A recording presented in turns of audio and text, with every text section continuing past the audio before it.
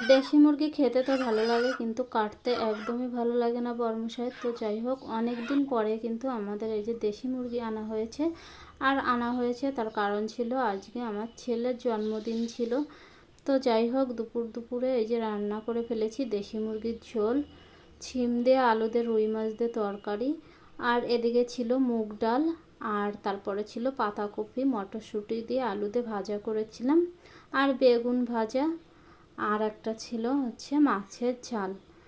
তো যাই হোক, আজকে একটু বেশি বেশি রান্না করেছি, রাজদীপের জন্মদিন ছিল তার জন্য। বলো রাজ কি দেখাবে? ভাত। ভাত আজকে তোমার জন্যই সব কিছু রান্না করেছি, আজকে সব কিছু খাবা, ঠিক আছে? না খাও না। কেন? এত কিছু রান্না করেছি তোমার জন্যে। মাছের ঝোল খাও খালি। কি খাবা? মাছের ঝোল। মাছের ঝোল। Happy birthday papa. Thank you মামা। এদিকে এই যে রাজদীপের কাছে আমি জিজ্ঞাসা করছিলাম যে ও কোন রান্নাটা খাবে। তা ও বলল মাছের ঝাল আর মাংস দিয়ে, আর হচ্ছে ডালটা ওর ফেভারিট ছিল।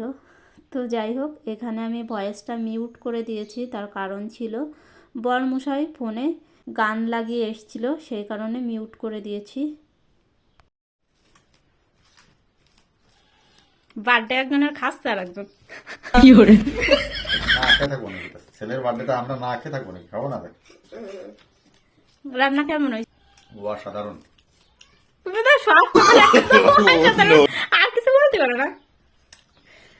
আরে ও সাধারণের উপরে কোনো বাসা নাই, এই জন্য মানে বলে বোঝন যায় না যে এত ভালো হয়েছে, তাতে ব্যাখ্যা করলেও কম হয়ে যায়। ঠিক আছে, এমনি এক কথায় বলে অসাধারণ স্বাদ হয়েছে। ঠিক আছে,